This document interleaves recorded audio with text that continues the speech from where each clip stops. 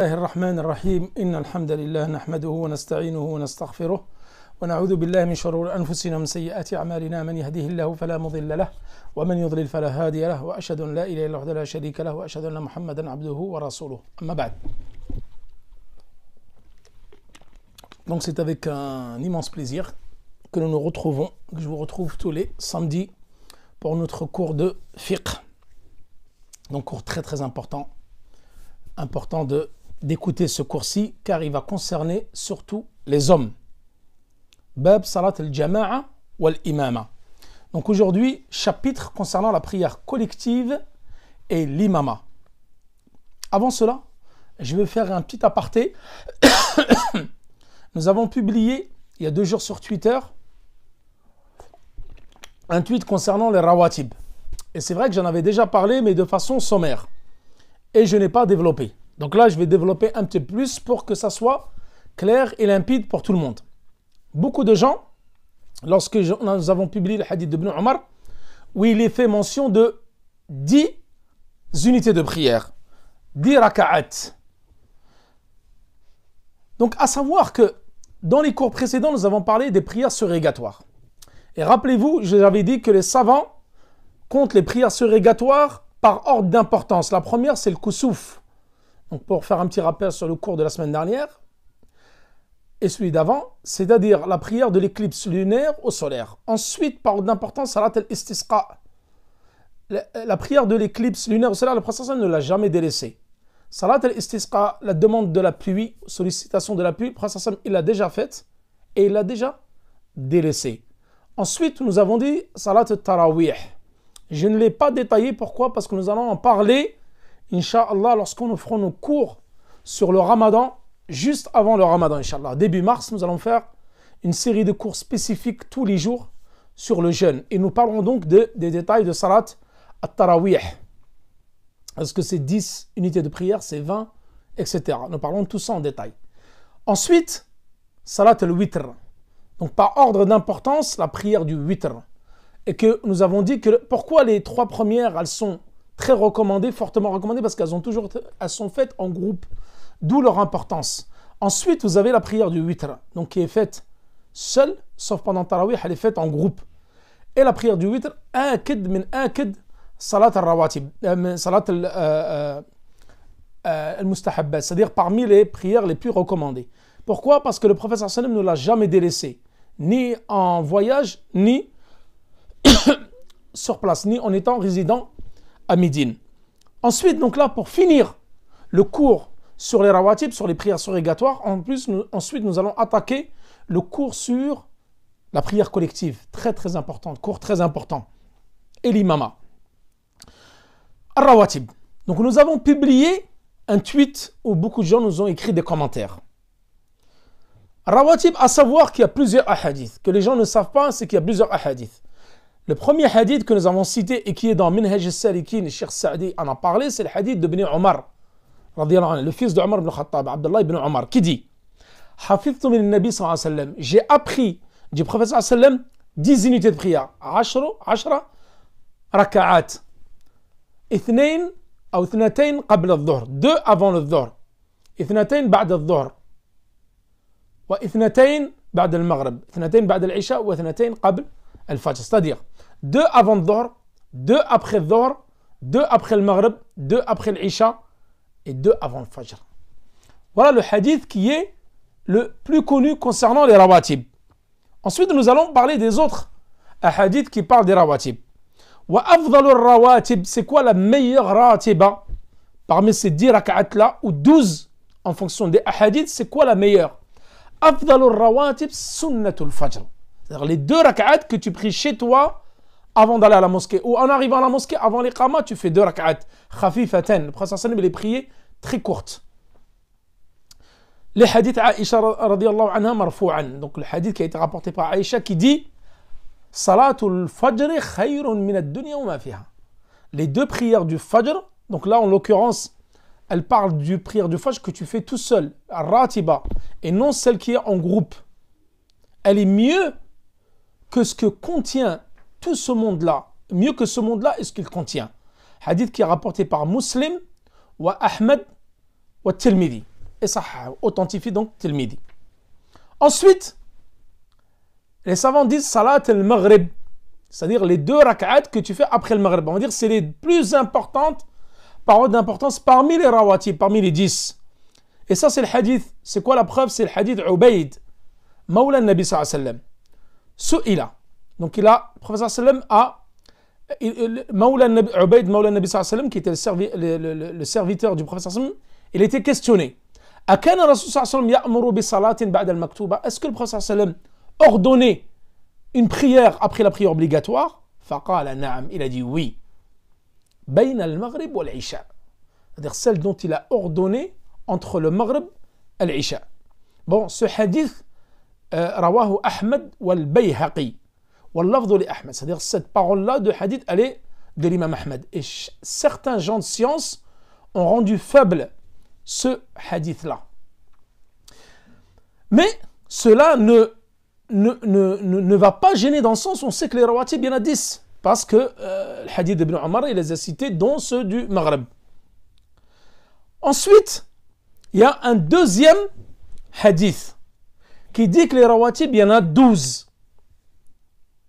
C'est lequel? C'est hadith Aïcha radhiyallahu anha. قالت ولكن c'est le même nombre de rak'at ولكن قبل الظهر 4. C'est-à-dire qu'il faisait le même nombre d'unités de prière, le prophète sallam, mais avant le dhuhr, il en faisait 4. Donc 4. Aïcha radhiyallahu anha, elle dit كان النبي صلى الله عليه وسلم لا يدع 4 قبل الظهر. Le prophète sallam ne délaissait jamais 4 unités de prière avant le dhuhr. Hadith donc rapporté par al-Bukhari. 11,82 pour ceux qui veulent les chiffres, parce qu'il y a des gens qui nous ont dit vous ne mettez pas les nombres. Donc 1182. Je le cite, mais cela n'a aucune importance. Pourquoi? Parce que en fonction des éditions, Bukhari, vous avez énormément d'éditions en arabe. Donc d'une édition à l'autre, vous n'allez pas avoir le même nombre de hadiths. Amdatul Ahkam, à titre d'exemple, moi j'ai plusieurs nusra chez moi. Et d'une à l'autre, ce n'est pas le même nombre de hadiths. Et ce n'est pas la même classification. Donc en fin de compte, donner le nom du hadith ne sert à rien pour la personne si elle n'a pas la même édition. Donc ça, c'était juste une petite parenthèse. Dans un hadith qui a été rapporté par Muslim, d'après Abdullah ibn Shaqiq, قال سألت عائشة رضي الله عنها. Donc Abdullah ibn Shaqiq, il a questionné Aïcha sur la prière du prophète sallallahu alayhi wa sallam. Alors elle a dit كان يصلي في بيته. Il priait dans sa mosquée قبل الظهر 4. Il priait 4 unités de prière chez lui, ça c'est important. ثم يخرج فيصلي بالناس. C'est-à-dire ensuite il sort, il faisait la prière du dhuhr avec les gens. ثم كان يدخل فيصلي ركعتين. Donc ensuite il rentrait chez lui et priait 2 unités de prière. وكان يصلي بالناس المغرب. Ensuite il priait salat al-maghrib. Donc il dirigeait les gens. Ensuite وكان يدخل بيته ويصلي ركعتين. Ensuite il rentrait chez lui et il faisait 2 unités de prière. ويصلي. Ensuite il sortait. ويصلي بالناس العشاء ويدخل بيته فيصلي ركعتين. Ensuite il rentrait chez lui et il priait 2 unités de prière. وفي آخره, donc à la fin du hadith dit إذا طلع الفجر صلى ركعتين. Et lorsque donc le fajr, l'appel à la prière pour le fajr était effectué, alors il priait 2 unités de prière. Ensuite il sortait et dirigeait la prière pour les gens. Donc là nous avons en l'occurrence le hadith de Aïcha qui dit qu'il ne délaissait jamais 4 unités de prière avant le dhuhr, et le hadith de Abdullah ibn Shaqiq, donc il questionnait le Aïcha anha concernant les prières surrogatoires du prophète sallam. Et là Aïcha elle a détaillé, mais elle mentionne qu'à chaque fois il les faisait chez lui. Ça c'est important. Le prophète sallam faisait toujours les rawatib à la maison et non à la mosquée. Et ça nous allons voir, est-ce que c'est une obligation de prier à la mosquée ou est-ce que c'est une obligation de les prier à la maison? Nous allons le voir juste après. Donc hadith Habiba également qui dit سمعت رسول الله صلى الله عليه وسلم يقول من صلى 12 ركعة في يوم وليلة بني له بيت في الجنة.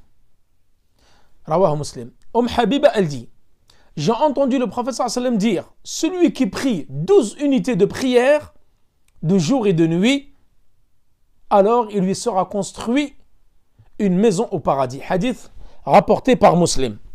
Donc là, vous avez les hadiths. Hadith de Abdullah ibn Omar qui fait mention de 10. Hadith de Abdullah ibn Shaqiq, de Aïcha, de Habiba qui font mention de 12. Donc maintenant, comment devons-nous procéder? Parce que là, il y a une divergence. Est-ce que c'est 10 ou est-ce que c'est 12? Donc là, les juristes ont divergé. Certains disent le premier avis que c'est 10. Et ça, c'est l'avis de l'Hanabila ou Shafi'iyya. Donc les Shafi'ites et les Hanbalites disent que c'est le rawatib, c'est 10. C'est ce qui est le plus communément connu. Deuxième parole, ils disent que c'est 12.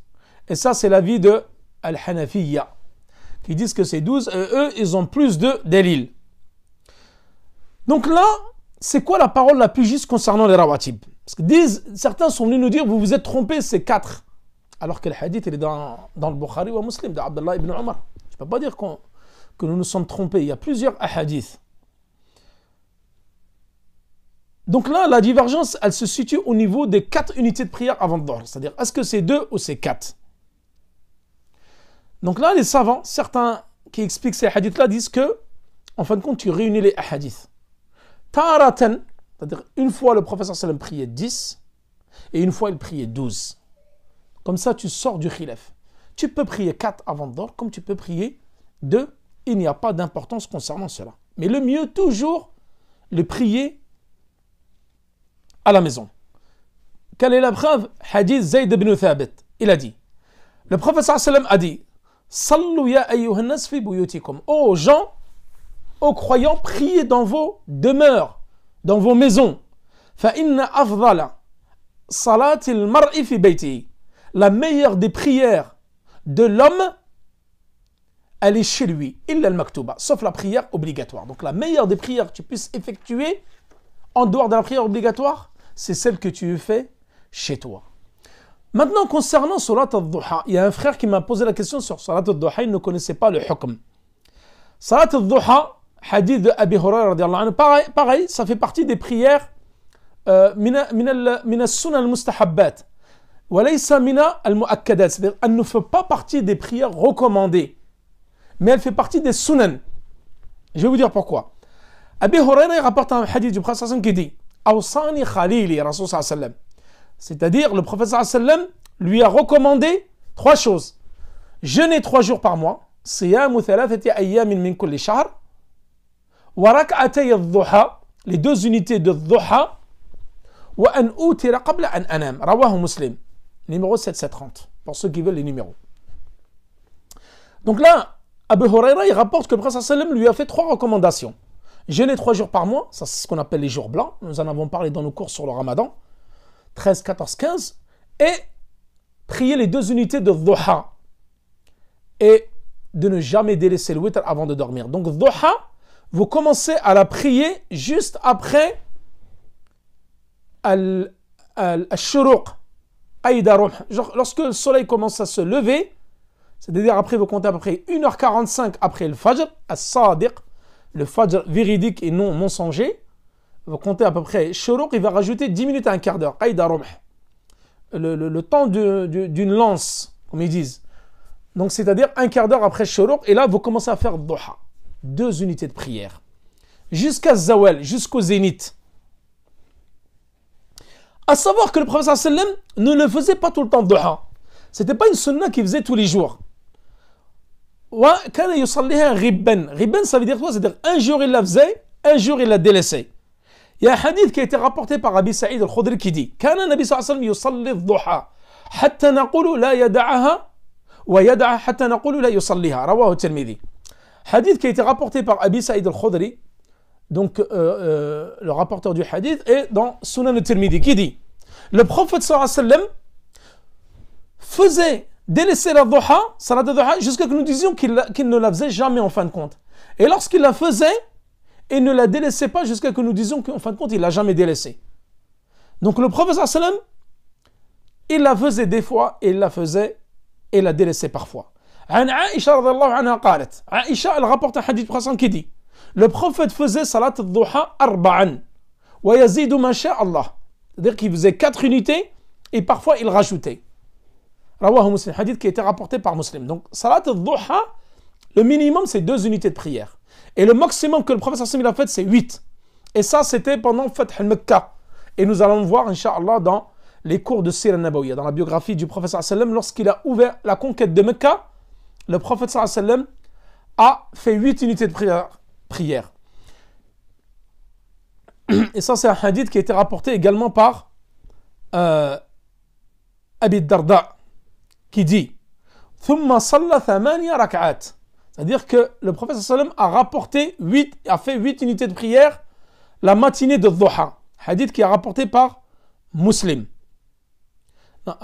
Abi Darda, c'est lorsqu'il dit Awsani Khalili. C'est-à-dire le prophète sallallahu alayhi wa sallam m'a recommandé de faire 2 unités de Dhuha. Rawahu al-Bukhari wa Muslim. Et dans un autre hadith, donc le jour de la conquête, l'année de la conquête de la Mecque, le prophète sallallahu alayhi wa sallam a fait 8 unités de prière la matinée de Dhuha. Cheikh al-Islam ibn Taymiyyah, il dit, ce n'est pas une sunna mu'akkada, ce n'est pas une prière qui est surégatoire, c'est une sunna, tu peux la faire ou tu peux la délaisser. Le prophète sallallahu alayhi wa sallam l'a faite et l'a délaissée. Et Cheikh al-Islam ibn Taymiyyah, il dit, c'est bien de la faire pour une raison particulière. Donc le prophète sallallahu alayhi wa sallam, il a fait 8 unités de prière parce qu'il a conquis Mecca. Mais tu ne la fais pas par rapport à un temps donné, mais tu la fais plutôt pour une raison particulière. Voilà concernant Salat al-Duha. Donc j'espère ne pas avoir trop tardé pour entamer notre chapitre sur la Salat en groupe qui est très long. J'espère pouvoir le finir aujourd'hui. Si je ne le finis pas, je continuerai la semaine prochaine. La prière collective et l'imama. Donc là, وهي فرض عين للصلوات الخمس على الرجال حضرا وسفرا.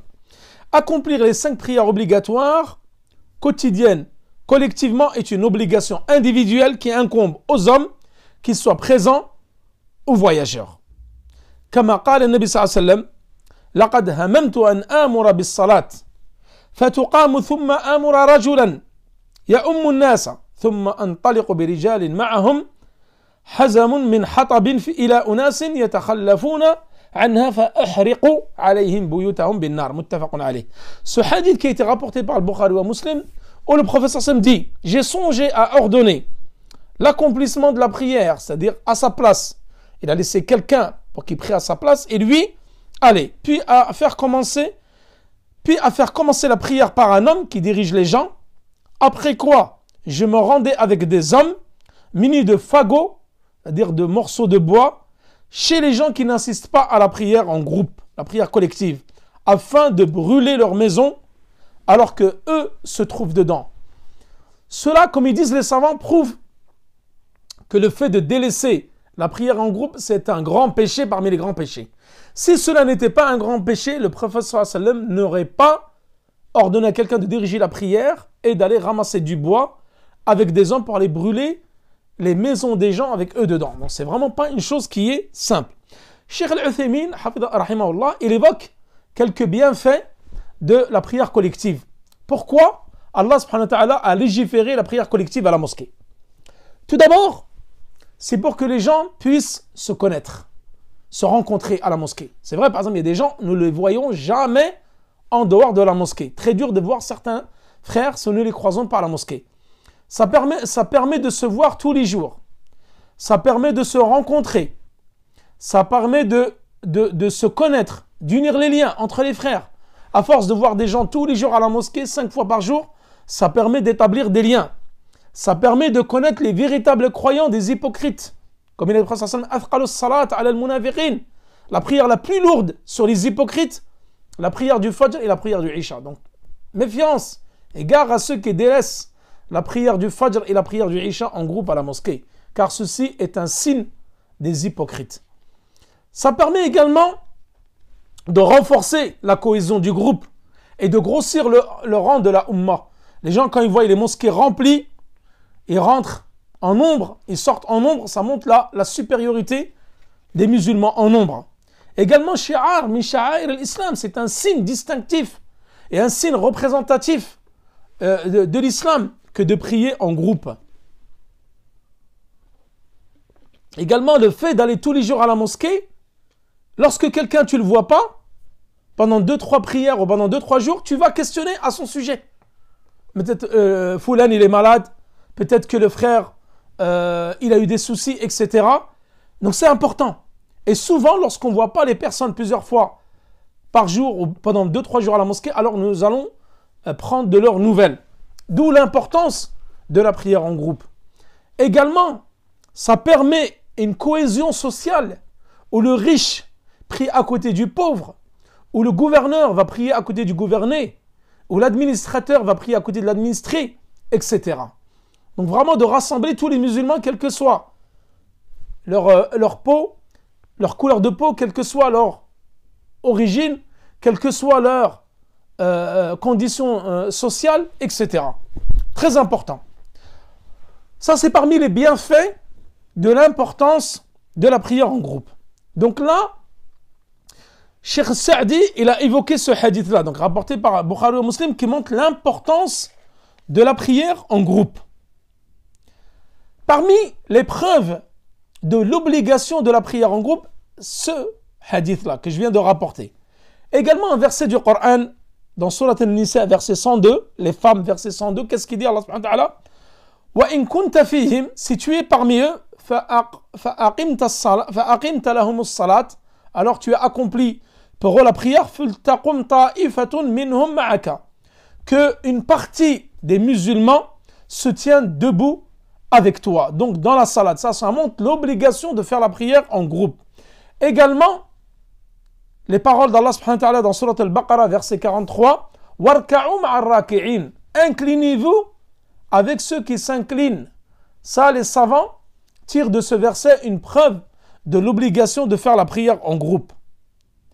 Un autre hadith également rapporté par Ibn Omar et qui est dans le Bukhari ou Muslim, Salatul jama'ati tafdhulu salat al-fadhi, c'est-à-dire que la prière en groupe est meilleure que la prière de l'individu bi 27 daraja, et mieux que la prière individuelle de 27 degrés. Hadith rawahu al-Bukhari wa Muslim. Également, hadith de Abu Huraira, un hadith d'Abu Huraira qui dit Athqalu salatin ala al-munafiqin, salatul isha wa salatul fajri. La prière la plus lourde pour les hypocrites, c'est la prière du Fajr et la prière du Isha. Walau ya'lamuna ma fihima, s'ils savaient la récompense qu'il y avait dans ces deux prières-là, la atawhuma walau habwan, alors ils y viendraient en rampant. Ensuite, là, il récite le hadith wa laqad hamamtu, c'est-à-dire j'ai songé à désigner quelqu'un pour diriger la prière, la faire commencer et prendre des hommes avec moi, aller ramasser du bois et brûler la maison ou les maisons des gens qui délaissent la prière en groupe et avec eux dedans. Donc ça, tout ça, c'est des adillas, des preuves de l'importance de la prière en groupe. Également, un hadith que les Hanabila rapportent, parce que nous allons voir qu'il y a des divergences entre les écoles concernant le caractère obligatoire à la mosquée. Même si on sait que l'avis le plus juste, c'est le caractère obligatoire. Un autre hadith, pour appuyer cet avis-là, hadith Abi Huraira également qui dit Ata Rasul sallallahu alayhi wa sallam a'ma. Le prophète sallallahu alayhi wa sallam lui est venu un homme aveugle. Faqala ya Rasulullah, il a dit, ô prophète, innahu laysa li qa'id, je n'ai personne qui vient me diriger, m'accompagner jusqu'à la mosquée. Yaquduni ila al-masjid. فسأل الرسول صلى الله عليه وسلم أيرخص له أن يرخص له, c'est-à-dire qu'il a demandé au prophète sallallahu alayhi wa sallam qu'il lui donne une permission de délaisser la prière en groupe et de rester prier chez lui. أن يرخص له فيصلي في بيته فرخص له الرسول صلى الله عليه وسلم. Donc le prophète sallallahu alayhi wa sallam lui a donné la permission de prier chez lui. Ensuite, فلما تولى دعاه, lorsqu'il est retourné, cet aveugle, qui n'avait pas de personne pour l'accompagner, il a appelé le prophète sallallahu alayhi wa sallam et dit, reviens. هل تسمع النداء, est-ce que tu entends l'appel à la prière? قال نعم. قال فأجب, donc réponds à la prière. Donc là, les savants ils disent, cette personne-là, elle est aveugle, à la personne pour l'accompagner à la mosquée et elle habitait loin. Et même dans une version d'un hadith, ils disent il y avait les fauves, il y a des animaux sauvages, etc., qui peuvent être dangereux et que lui ne pouvait pas se rendre à pied. Malgré toutes ces excuses-là, il lui a dit si tu entends l'appel à la prière, fais ajib. Si tu attends donc l'appel, tu dois te rendre à la mosquée. Je n'ai aucune excuse pour toi. Si lui, il est à pied, loin, aveugle, personne pour l'accompagner, le prophète lui a dit tu dois venir à la mosquée. Qu'allons-nous dire de ceux qui habitent pas loin de la mosquée, qui ont une voiture, qui sont en bonne santé, clairvoyants, qui ont leur vue? Est-ce que ceux-là ont une excuse pour délaisser la prière en commun? Non. Donc là, il y a un khilaf concernant la prière obligatoire. Al-Hanabila, ils disent que la prière, donc, c'est une obligation à la maison, à la mosquée, d'après tous les hadiths que j'ai cités et les versets du Coran. عند المالكية, chez les Malikites, eux ils disent c'est une sunna mu'akkada, c'est une sunna très recommandée. Et eux, c'est quoi leur avis? Ils s'appuient sur le hadith Salatul jama'a afdalu min salatil fadli bi 27 daraja. C'est-à-dire qu'ils disent que la prière en groupe est mieux que la prière seule de 27 degrés. Cheikh Al-Uthaymin, et rapporte à ce propos, ils disent que ça, c'est un istidlal da'if. C'est-à-dire que ça, c'est une conclusion qui est très faible. Car, ici, quand il fait mention de 27 degrés, ça ne veut pas dire, ça c'est par rapport au fait que tu la fasses seule. Donc ce dalil-là, il concerne la récompense de la jama'a. Et on ne l'utilise pas pour démontrer que c'est obligatoire ou recommandé. Non, on l'utilise pour montrer l'importance de la prière en groupe au niveau de la récompense par rapport à celui qui est pris seul. Cheikh al-Islam ibn Taymiyyah, il a un avis encore plus tranché. Lui, il dit shart siha, c'est-à-dire que c'est une condition de la validité de la prière. Pour lui, et ça c'est une riwaya de l'imam Ahmed, c'est-à-dire c'est un avis de l'imam Ahmed. Mais nous allons voir que c'est un avis qui est vraiment très peu ou très minoritaire. Que la plupart des savants, même le Jamhur, ils disent que Cheikh al-Islam ibn Taymiyyah, cet avis-là, il est minoritaire, nous n'en tenons pas compte. Parce que lui dit que, même Cheikh Ibn Baz, il a dit cela. C'est-à-dire que cet avis-là, le fait de dire que c'est une condition de validité que de prier en groupe, c'est-à-dire si tu pries seul, ta prière elle n'est pas obligatoire. Et ça non, personne n'a dit cela en dehors de Cheikh al-Islam ibn Taymiyyah.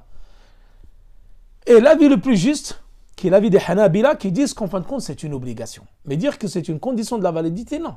Ça veut dire qu'à chaque fois que tu vas prier chez toi tout seul, ta prière elle est non valable. Et ça, personne n'a dit cela. Donc ça c'est un avis qui n'est pas juste. L'avis le plus juste, c'est qu'elle est obligatoire. Et si tu l'as pris chez toi, seul, sans excuse valable, ta prière est valable, comme dit Cheikh Ibn Baz, mais tu auras commis un grand péché. La preuve, c'est que le prophète voulait brûler les maisons des gens avec eux dedans pour avoir délaissé la prière en groupe. Donc la prière en groupe, le minimum, c'est quoi? C'est un imam et un ma'moum, c'est-à-dire celui qui est avec lui. Donc deux personnes. Al-jama'a, le minimum, c'est deux personnes. C'est-à-dire, plus le nombre va grossir dans les rangs de la mosquée, plus cette prière va être aimée d'Allah subhanahu wa ta'ala. Et le hadith, le preuve, c'est quoi? Hadith Ubay ibn Ka'b, qui dit وَمَا كَانَ أَكْثَرْ فَهُوَ أَحَبُّ إِلَى اللَّهِ. Plus le nombre augmente dans la mosquée, plus cette prière va être aimée d'Allah subhanahu wa ta'ala. Hadith rawahu Ahmed wa Abu Daoud wa sahahahu Ibn Hibban. C'est-à-dire que la prière la plus préférée d'Allah, c'est là où il y a le plus grand nombre.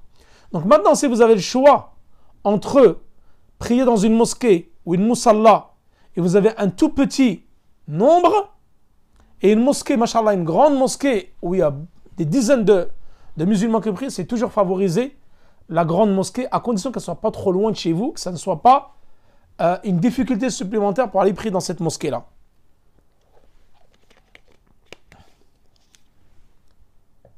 Maintenant, Salat al-Jama'a, comment tu vas avoir la récompense de Salat al-Jama'a? Man adraka al-ruku' faqad adraka rak'a.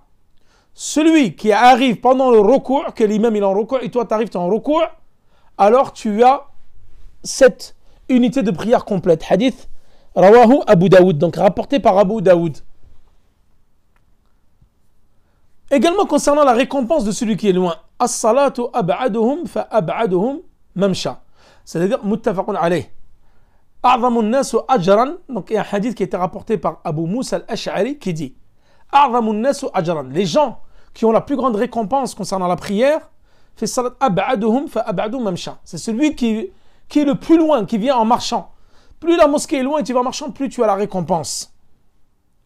Et lorsque tu arrives en retard par exemple, et l'imam est en train en recours, une erreur qui est faite par beaucoup de frères. Et ça, je l'ai vu dans beaucoup de mosquées. Ils rentrent et disent directement Allahu Akbar. Et ils s'inclinent. Ça, c'est une erreur. D'ailleurs, peut-être qu'un jour, si Allah subhanahu wa ta'ala le permet, j'essaierai de faire un cours avec toutes les erreurs effectuées par les gens pendant leur prière et pendant les ablutions. C'est important. Tu dois faire 2 fois lorsque tu arrives en retard et tu es en état d'inclinaison, l'imam est en inclinaison, tu dois faire 2 fois Allahu Akbar. Une fois pour takbirat al-ihram et une fois pour takbirat al-ruku', c'est-à-dire pour l'inclinaison. 2 fois. Beaucoup oublient de le faire. Ils rentrent en courant dans la mosquée, ils disent Allahu Akbar directement. Donc on ne sait pas si c'est Allahu Akbar, c'est takbirat al-ihram ou c'est takbirat al-ruku'. Dans tous les cas, ils ont oublié un takbir. Si c'est takbirat al-ihram qu'ils ont oublié, ça c'est la prière, elle est non valable. Parce que tu as délaissé un pilier, mais si tu as délaissé le pilier, le takbir, alors là tu as délaissé une obligation, wa alayka bisujud sahu, prosternation de la distraction. Nous allons essayer d'avancer un petit peu, pour ne pas faire trop long pour nos auditeurs. Ici, l'auteur Cheikh Saadi ramène un hadith du prophète sallallahu alayhi wa sallam. Innama ju'ila al-imamu liyu'tammu bihi, fa idha kabbara fa kabbiru. C'est-à-dire que la prière collective est supérieure donc à 27 degrés à la prière individuelle. Après ce hadith-là, il dit, d'après Abu Huraira, il dit, le prophète sallallahu alayhi wa sallam dit, certes, l'imam est fait pour être suivi. Lorsqu'il dit Allahu Akbar, dites Allahu Akbar. Et ne le dites point avant lui. Lorsqu'il s'incline, inclinez-vous. Et ne vous inclinez point avant lui. Et quand il dit Sami Allahu liman hamidah, Allah entend celui qui le loue, dites Allahumma rabbana wa lakal hamd. Oh Allah, notre Seigneur, la louange est à toi. Quand il se prosterne, prosternez-vous. Et ne vous prosternez pas avant lui. Et quand il prie assis, priez assis. Donc ce hadith également a ses origines dans Al-Bukhari ou à Muslim. Donc là, ça montre comment suivre l'imam. Et nous allons voir mutaba'at l'imam, le suivi de l'imam, il va être dans 3 cas. Là, il y a un cas où tu vas le suivre. C'est-à-dire que tu fais tout ça après lui. Et ça, c'est la sunna. Et c'est le hadith de Abi Huraira. Wal musabaqa, c'est le fait de devancer l'imam. C'est-à-dire, il dit Allahu Akbar, avant de s'incliner, tu t'inclines avant lui. Donc, d'un pilier, donc que ce soit sujoud, al-ruku' ou al-raf' min al-ruku', etc. L'inclinaison ou le relèvement, le fait de se relever après l'inclinaison ou la prosternation ou autre. Là, si tu le précèdes, donc là, si tu le devances, volontairement, ta prière n'est pas valable. Ta prière est invalide.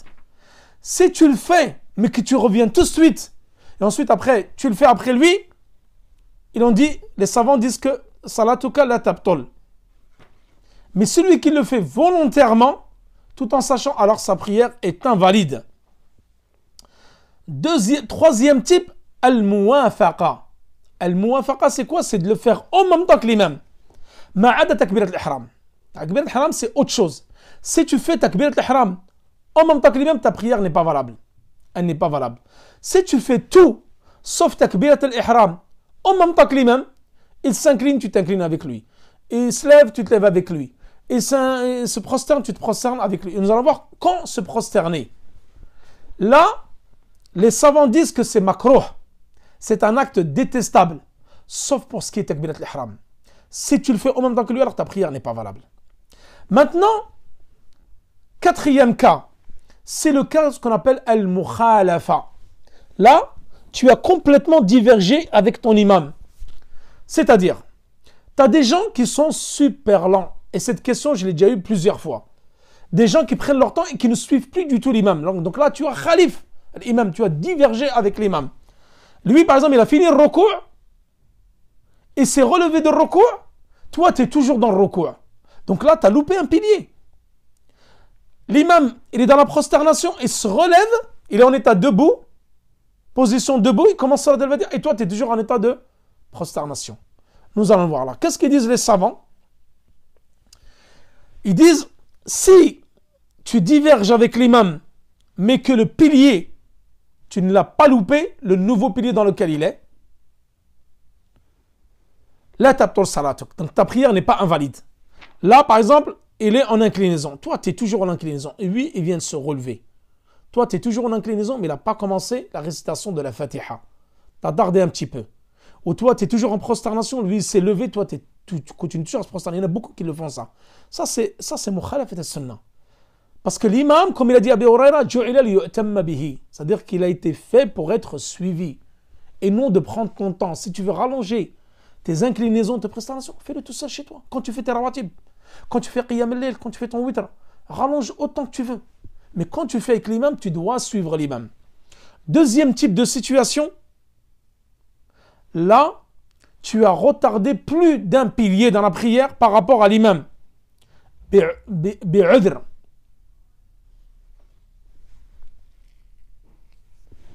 C'est-à-dire que là,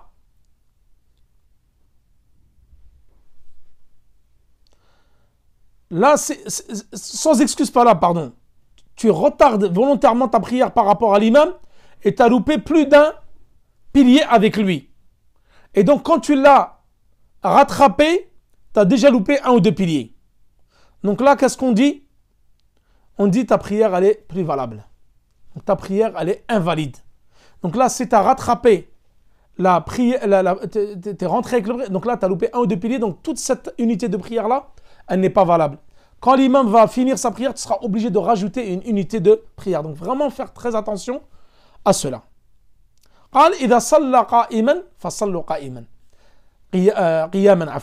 Lorsque l'imam prie debout, priez debout. Et lorsqu'il prie assis, priez assis. Donc quelle est la preuve? Aïcha radhiyallahu anha, le rapport du prophète sallam que lorsqu'il était chez lui et qu'il était malade, il a prié assis. Et les gens derrière lui, ils ont prié debout. Il leur a fait signe de s'asseoir. Alors ils se sont assis. Et il leur a dit, Innama ju'ila al-imamu liyu'tamma bihi. L'imam a été fait pour qu'on le suive.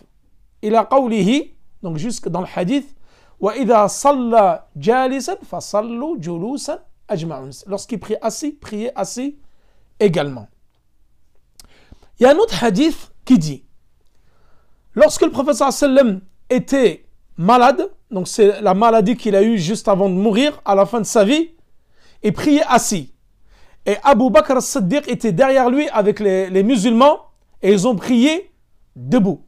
Hadith muttafaq alayh, c'est-à-dire qu'il est rapporté par le Bukhari ou Muslim, d'après Aïcha radhiyallahu anha, qui est la narratrice de ce hadith. Donc là, ça montre que le prophète sallam a prié assis, mais Abu Bakr et les gens avec lui ont prié debout. Donc maintenant, comment faire? Est-ce que nous prions assis lorsqu'il est assis ou debout lorsqu'il est assis? Là, les savants disent que lorsque le prophète il a dit « Asseyez-vous », ce hadith-là, c'était « Fi bidayat al-amr », au début. Et lorsqu'il a prié assis à la fin de sa vie et les musulmans étaient debout, il n'était pas assis, « Had al-hadith nasikh ». C'est-à-dire que ce hadith-là, comme il était à la fin de sa vie, donc il est venu en retard, il est venu abroger le hadith où il leur dit « Asseyez-vous ». Donc même si l'imam prie assis, et d'ailleurs ce n'est pas une obligation de prier assis avec lui, c'est juste une sunna, mais qu'à la fin de sa vie, le prophète a prié assis et les gens ont prié derrière lui debout. Donc là, comment se passe l'imam? Règle à respecter dans la prière collective. L'imam doit se placer devant les fidèles. Hadith du prophète sallam également. Kana idha qama ila salat, qama ashabu khalfahu. Le prophète sallam, lorsqu'il se levait pour la prière, ses compagnons priaient derrière lui. Hadith Ibn Abbas qui dit également, dans sa prière avec le prophète sallam, j'étais à sa gauche il m'a pris, le prophète sallam, et il m'a ramené à sa droite. Hadith rawahu al-Bukhari, rapporté par al-Bukhari. Ça montre que dans la prière, tu ne dois pas prier à gauche de l'imam, mais à droite. Si vous êtes que deux, il y en a un qui dirige la prière, alors tu dois prier à la droite de l'imam et non à gauche. Ici, l'auteur, il évoque la situation de celui qui prie tout seul derrière le rang. Qu'en est-il? Les rangs des fidèles doivent être bien serrés.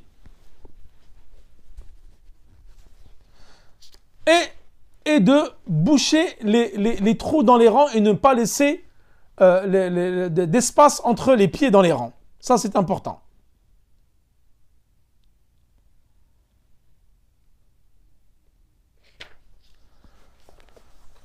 Donc, prier les rangs serrés en ordre. Et là, il dit, quiconque prie seul derrière un rang sans raison, alors devra reprendre sa prière. Madhab al-Hanabila, donc ça c'est l'avis des Hanbalites, qui est venu s'opposer à la majorité des savants, c'est-à-dire les trois autres madhaib, qui disent que celui qui prie seul à la mosquée derrière le rang, alors sa prière n'est pas valable. Il s'appuie sur hadith Ali ibn Shayban.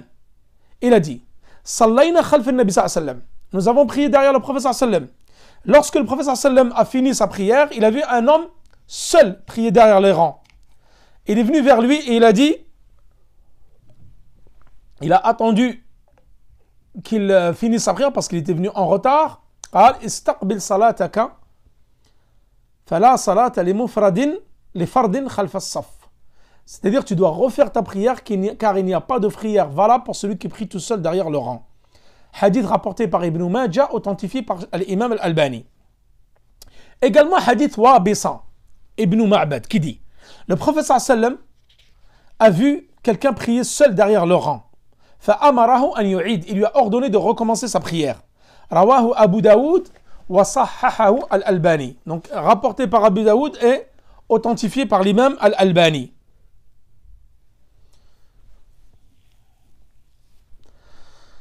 Donc là,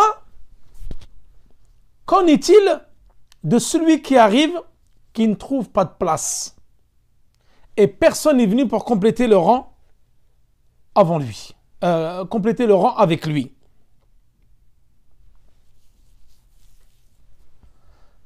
Donc là, certains savants disent que c'est un avis qui est juste, disent que si tu arrives et que tu t'es efforcé de trouver un rang, de t'incruster dans le rang en poussant un peu les gens, et que par la suite personne est venu après toi pour compléter le rang et tu as prié tout seul, ta prière est valable.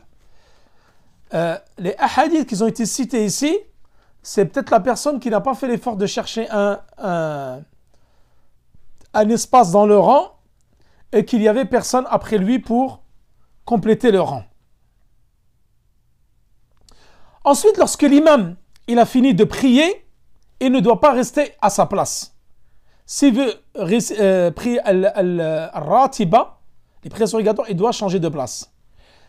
Quelle est la preuve de cela? Les hadiths Rawahu al-Mughira ibn Shu'ba, qui a été rapporté par al-Mughira ibn Shu'ba d'après Abu Daoud, qui dit La yusalliyanna al-imam fi maqamihi, que l'imam ne prie pas dans son endroit où il a prié, il a dit sallafi al-maktuba, dans l'endroit où il a prié la prière obligatoire, hatta yatanaha anhu, jusqu'à ce qu'il déplace de cet endroit-là.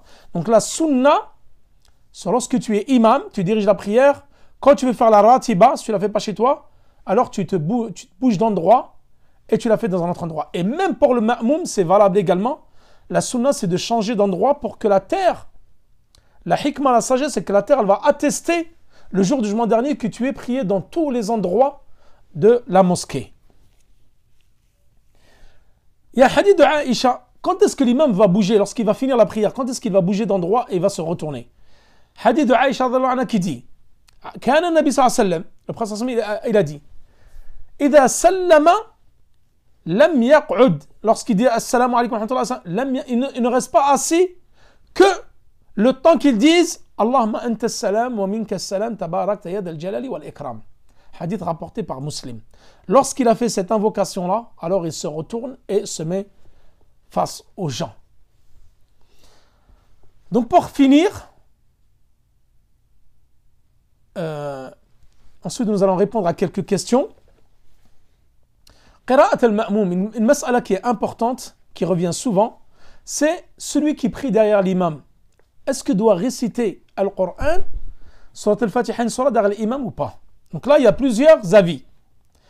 La tajibu qira'at al-Fatiha ala al-ma'moum mutlaqan. Donc il n'est pas obligé, celui qui prie derrière l'imam, de réciter Al-Fatiha de façon absolue. Ça, c'est l'avis de Al-Hanabila ou Al-Hanafiyya, les Hanafites et les Hanbalites. C'est quoi leur dalil dans le Coran? إذا قرئ القرآن فاستمعوا له وأنصتوا. Surat Al-A'raf. Lorsque le Coran est récité, écoutez-le, et taisez-vous. Hadith Abi Huraira, qui a été rapporté qui dit إنما جعل الإمام ليؤتم به فإذا كبر فكبروا وإذا قرأ فأنصتوا. Donc l'imam est fait pour être suivi. Lorsqu'il récite, lorsqu'il dit Allahu Akbar, kabbiru. Wa idha qara'a, lorsqu'il lit, taisez-vous. Hadith rawahu Ahmed wa Muslim, rapporté par Ahmed wa Muslim. Hadith Abdullah ibn Shaddad également. Men kana lahu imam, celui qui a un imam, fa qira'atuhu, qira'atul imam, lahu qira'a. C'est-à-dire que la lecture de l'imam, c'est une lecture pour al-ma'moum, celui qui est derrière l'imam.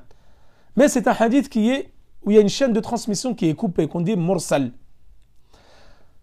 Deuxième avis, donc l'avis des Hanabila, c'est que tu ne récites pas derrière l'imam. Deuxième avis, c'est l'avis de Shafi'iyya, taqra mutlaqan. De façon absolue, tu dois toujours réciter derrière l'imam, que ce soit les prières à voix haute et les prières à voix basse. Eux, ils se basent sur Hadith Ubadah ibn Samit qui dit Inni la arakum taqra'una khalfa imamakum. Je vous vois, le prophète sallallahu alayhi wa sallam dit, je vous vois réciter derrière votre imam. Qulna wallahi ajal. Nous avons dit oui au prophète, nous récitons effectivement derrière l'imam. Il a dit La taf'alu, ne faites pas cela illa bi ummil kitab, sauf avec Fatihat al-Kitab, Surat al-Fatiha. فإنه لا صلاة لمن لم يقرأ بفاتحة الكتاب. Celui qui ne récite pas la Fatiha, il n'a pas de prière. Mais ce hadith-là, il a été rendu faible par un grand nombre de savants. Donc on ne peut pas le prendre pour preuve. Et la troisième avis, qui dit تجب القراءة السرية في السرية, c'est-à-dire que dans la prière à voix basse, il est obligatoire de réciter le Fatiha wa Surah pour le ma'moum. Et pour celle à voix haute, alors tu ne la récites pas. Et ça, c'est l'avis le plus juste et le plus répandu. C'est l'avis également de Omar ibn Khattab et l'avis de la plupart des compagnons, que tu te tais pendant la prière obligatoire et tu récites à voix basse pendant la prière à voix basse. Voilà concernant la prière. Attention, je tiens à rappeler que la prière obligatoire, la prière collective, il y a énormément de choses. Et l'imama, il y a beaucoup de choses à dire et que j'ai essayé de simplifier au maximum, de résumer au maximum pour ne pas rallonger les cours et pour ne pas rallonger le nombre de cours dans Minhaj Shalikin. Et je viens de me souvenir juste maintenant que j'ai oublié concernant l'imam. Qui est le plus à même de diriger l'imam? Dirigé. Le professeur, il a dit que celui qui dirige la prière des gens soit celui qui connaît le mieux le livre d'Allah. Donc l'imam, c'est celui qui préside la prière, c'est celui qui connaît le mieux le livre d'Allah. Dans une version, il a dit aktharuhum Qur'anan. Ouais, il n'a pas dit ajwaduhum. Il y a des gens, par exemple, ils disent, est-ce que celui qui a le meilleur tajwid, c'est lui qui doit faire la prière, même s'il a un petit nombre de sourates, ou c'est celui qui a un plus grand nombre de Qur'an, même s'il a un moins bon tajwid? Le prophète, à aucun moment dans le hadith, il dit ajwaduhum Qur'an, il a dit aktharuhum. Il n'a pas dit le meilleur tajwid, il a dit celui qui a le plus grand nombre de Qur'an. Donc celui qui connaît le plus de Qur'an, c'est celui qui dirige la prière. Si on a deux personnes, les deux sont hafaz al-Qur'an, les deux connaissent le Qur'an par cœur. Aktharuhum, c'est ceux qui se valent dans cette connaissance, qui connaît le mieux la sunna. Aktharuhum ilman, qui connaît mieux la sunna, la jurisprudence, par exemple de la salat, etc. Si les deux ils se valent, deux étudiants en sciences, deux imams, et les deux ils ont fait le même cursus, ils se sont assis le même nombre d'années chez les savants, ils ont à peu près les mêmes connaissances, ils se valent. et les deux sont Hafid Qur'an. Alors on dit c'est celui, le premier qui a immigré. Donc ça c'était au temps du prophète sallam. Maintenant, ça peut être valable aussi. On va dire que c'est celui qui a fait l'immigration. Mais ça c'était plus valable au temps du prophète sallam. Le premier qui a immigré à Médine. Alors c'est lui qui dirige la prière. S'ils ont émigré en même temps, la même année, de Mecca ils sont venus à Médine la même année. Alors on dit c'est celui qui a la conversion la plus tôt, qui s'est converti à l'islam avant l'autre. Et s'ils se sont convertis la même année, émigrés la même année, ils ont les mêmes connaissances et le même Coran, alors on dit c'est celui le plus vieux. Voilà. Donc voilà, concernant, et il dit également, enfin, que nul ne dirige un homme dans un lieu qui relève de son autorité, ni ne s'assoit à sa place chez lui sans sa permission, rapporté par Muslim. C'est-à-dire, maintenant tu reçois des invités et tu veux prier en groupe. Toi, tu es Hafid Qur'an. Même si le gars de la maison qui te reçoit connaît que 2 sourates, tu ne dois pas le devancer dans la prière. Tu ne dois pas faire imam, c'est à lui de faire imam et pas à toi. Également, par exemple, quand tu vas prier dans une mosquée, même si l'imam, toi tu es plus savant que l'imam, et c'est un imam qui est désigné par l'État, tu n'as pas le droit de prier à sa place. Et tu ne t'assois pas chez quelqu'un à sa place lorsque tu es invité chez lui. Voilà donc concernant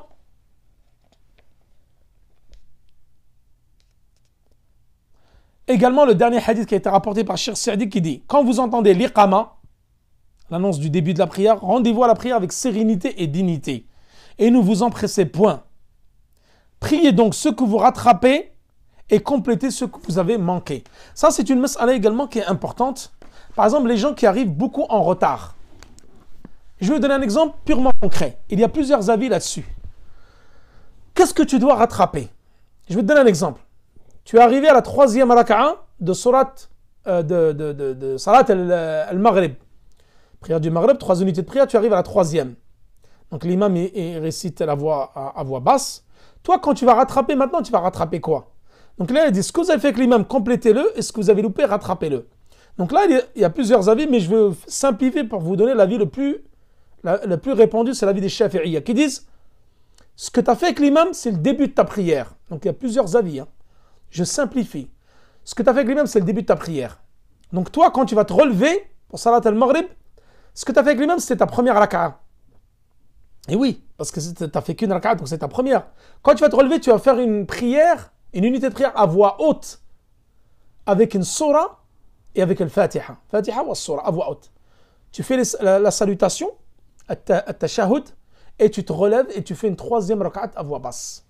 Voilà l'avis le plus juste. Et là, donc, je vais répondre à quelques questions, comme à notre habitude tous les samedis. Ensuite, nous mettrons fin au cours.